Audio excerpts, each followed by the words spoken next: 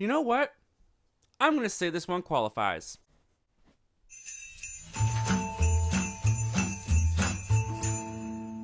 So The Holdovers is the latest film from director Alexander Payne, and a lot of people are calling it the latest modern-day Christmas classic. Now, Alexander Payne isn't exactly thrilled about that statement. For some reason, he doesn't agree with us. And I do mean us, because I am putting myself in that camp of this being a modern-day Christmas classic. Now, if you guys have been on the channel for a little bit now, you know that I was really excited to check out this movie. And now, having watched it 3 times, I can safely say I do think this is one of my favorite Christmas movies moving forward that I'll be watching for many, many more years to come.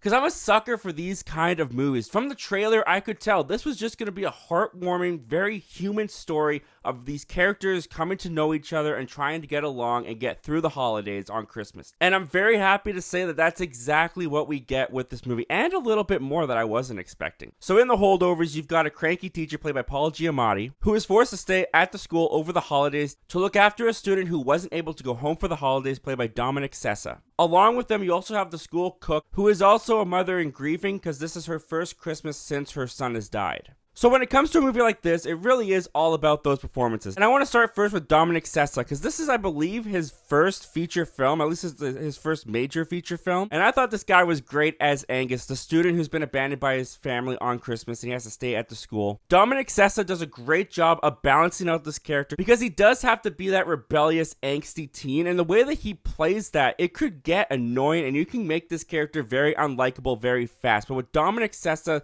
is able to do, he also finds that sympathy underneath the character. The great thing about all the characters in The Holdovers is they're all layered. When they first meet them, when you meet Angus, when you meet Mr. Hunham, when you meet Mary, they all have this perception on them, and they're all very much shown at the surface level. But as the film goes on and you get deeper and deeper into their characters, into their insecurities, into their traumas and their hurts, every character in this film just gets more fleshed out, more known, and they just come across as more real, authentic people. And nowhere is that more apparent than in Paul Giamatti's character. He plays the cranky history teacher who no one likes at this school. He's by the book, he's strict, he won't let his students just skate by. And I loved everything about Paul Giamatti's performance in this film. Even at the start of the film, when he is the cranky curmudgeon teacher, he plays it hilariously. He's got some of the best lines of dialogue of the entire year, in my opinion. Sir, I don't understand. That's glaringly apparent. I can't fail this class. Oh, don't sell yourself short, Mr. Coates. I truly believe that you can. But just like everyone else in the film, as the movie goes on and you start to see the walls break down of this teacher, and you got to see his fun side, you get to see his lonely side, you get to see his insecurities, and you get to see his flaws, Paul Giamatti plays every single angle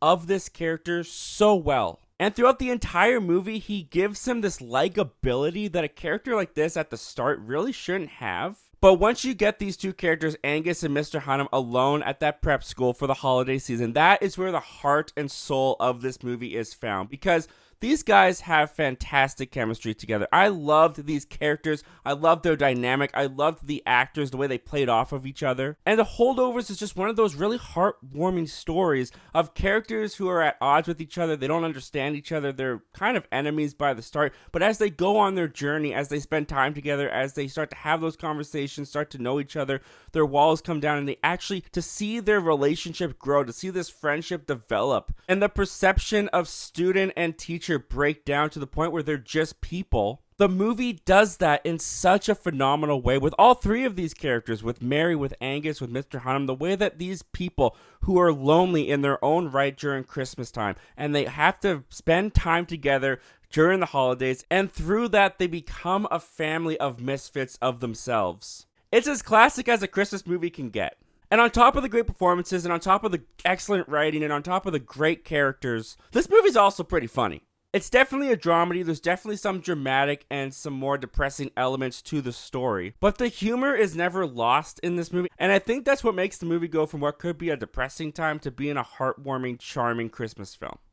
And I would definitely have to kick myself if I didn't mention the fact that, yeah, this movie is set in the 1970s, and Alexander Payne made a decision to try to make this feel as authentic of a 70s film as he could get. And I thought he absolutely knocked it out of the park with that. From the start of this movie, you get the old titles of Universal Studios. You get the MPAA rating card at the beginning of this film that you can only really find in movies that are like 50 years old. And even though the movie was shot on digital, they do try to add like little grainy spots and spots where it looks like cigarette butts have burnt the film. They put in a lot of work making it feel as authentic as it can feel to being shot on film while being shot on digital, and it looks great and it feels completely authentic. If you showed me this and didn't tell me it came out in 2023, I would totally believe it was from like the 1970s era.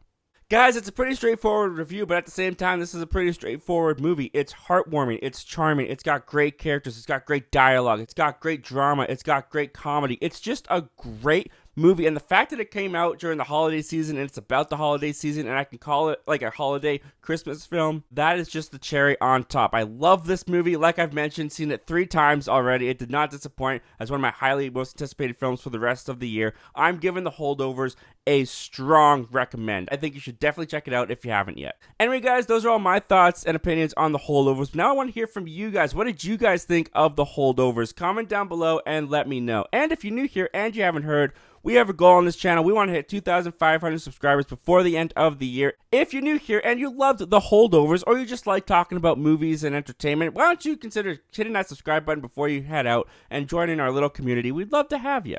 As always, guys, thank you so much for hearing me out, and I hope to talk to you guys again real soon.